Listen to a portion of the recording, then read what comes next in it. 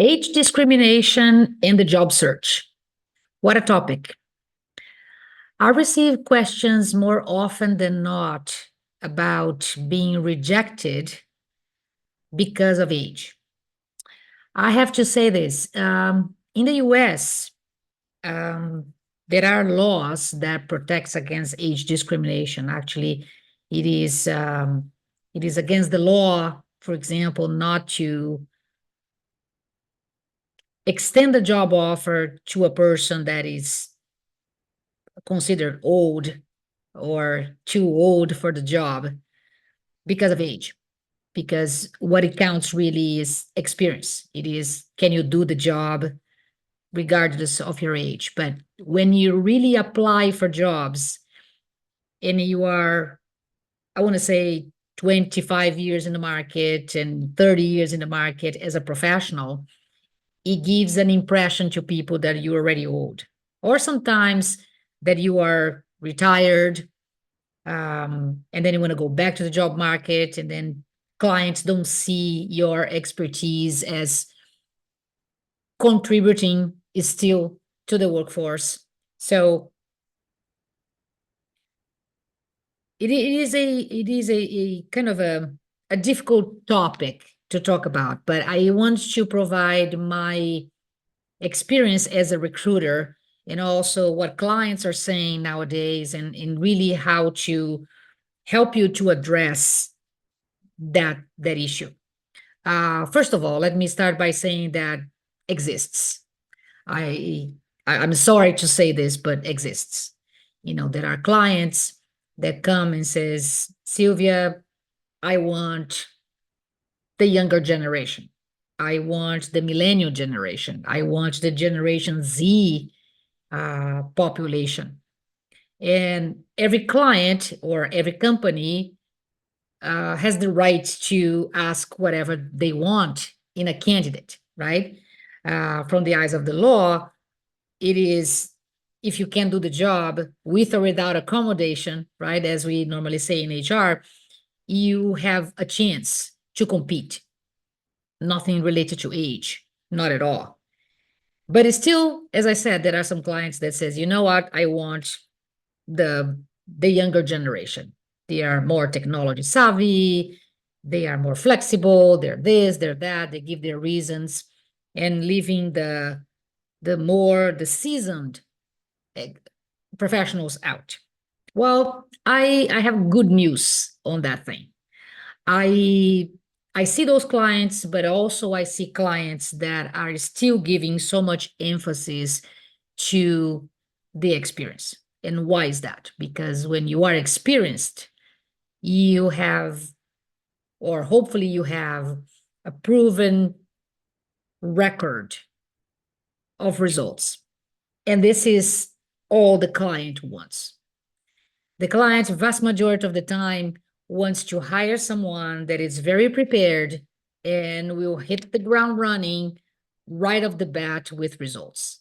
Of course, there is this timing of uh, getting acquainted with the processes and procedures of the company, the culture, and your boss and the team, in how things are run in that particular place. There is still take time to deliver results, but when you know your craft, you can not only get acquainted with this at the same time as started to improve some processes and deliver results very fast. So this is what really the client wants.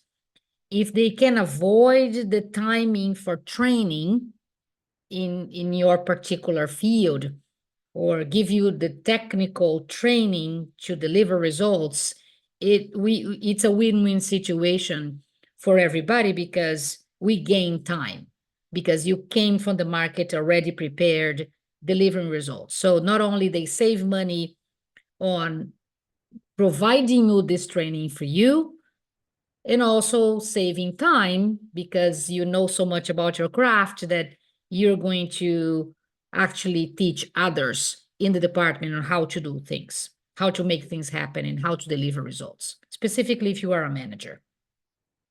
So how to address that, I want to say, in the applications, right? Because many clients Many career coaching clients tells me that I don't think I got chosen because I'm more seasoned, or my application didn't go through because of my age, right? So, at least from the system's perspective, there is a way for us to avoid those things. Well, let's go to every single one of them.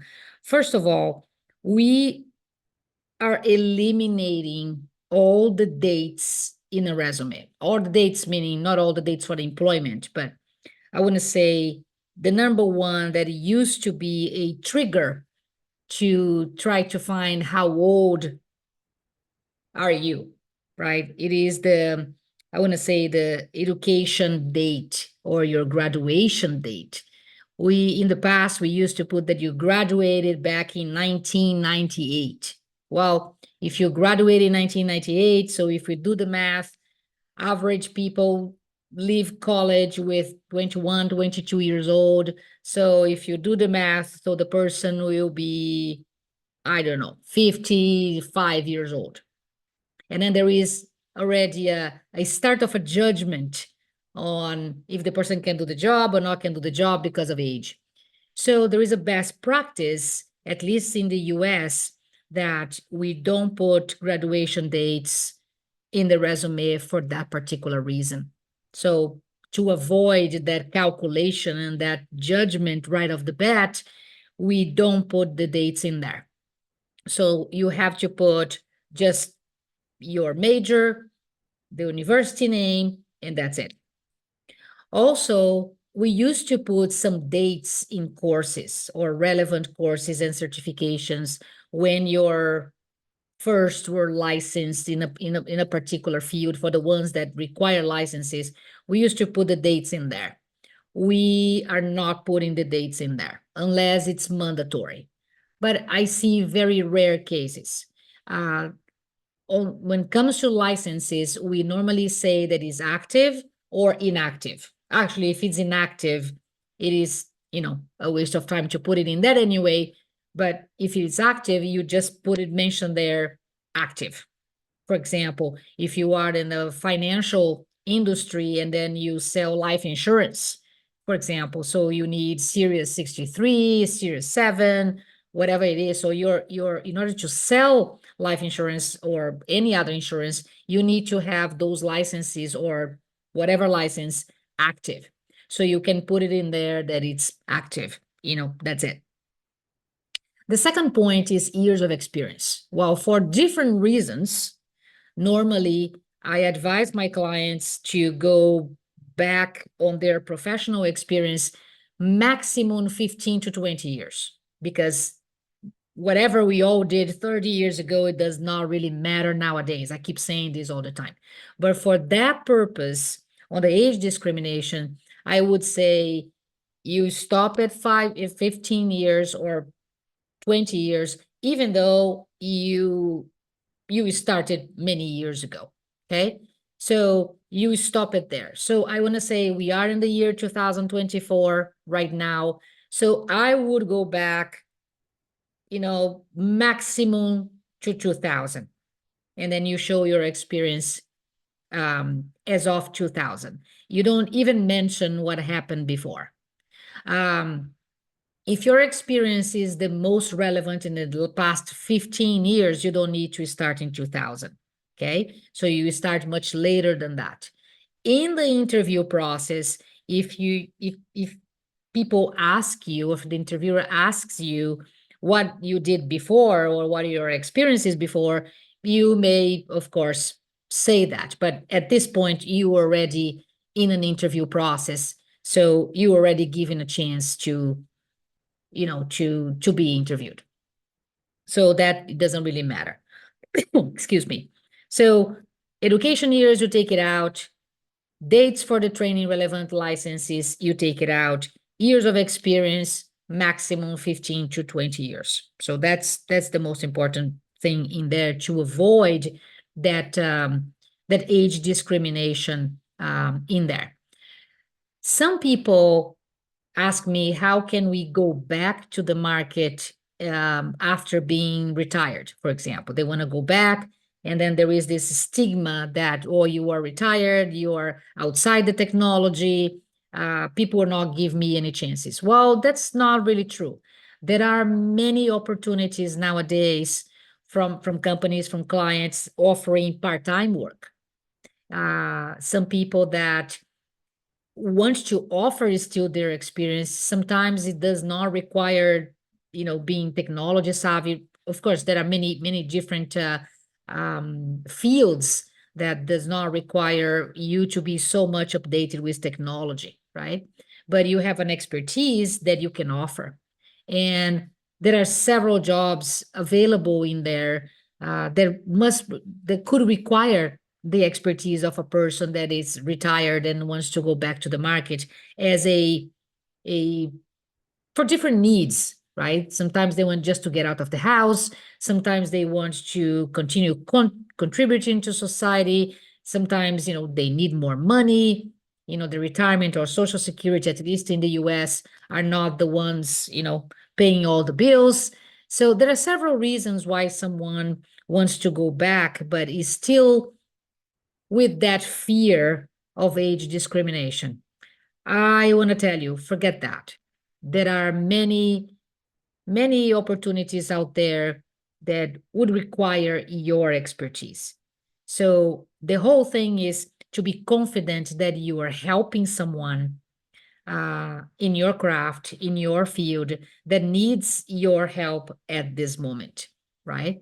So if you have that confidence that you're going back to the markets to help someone, that's the most genuine reason one can have to one of the reasons, right, to go back to the market. So don't think about, age discrimination, because it doesn't really matter. It is what your contribution to that company or to that service, someone that is really waiting for your expertise to contribute. Okay, so hope that helps you. Put your comments below if you want me to answer any more questions for you in that aspect, because it is a question that I get asked more often than not on what do I do with age discrimination, and age discrimination really happens, how it is dealt by recruiters, and in what the companies are saying about this. And I think I gave you a little sample, a little flavor what is going on. But if you want me to comment more on your questions, please leave the comment below in the comment section, and I can address that for you. I hope that helps, and I'll see you in the next video.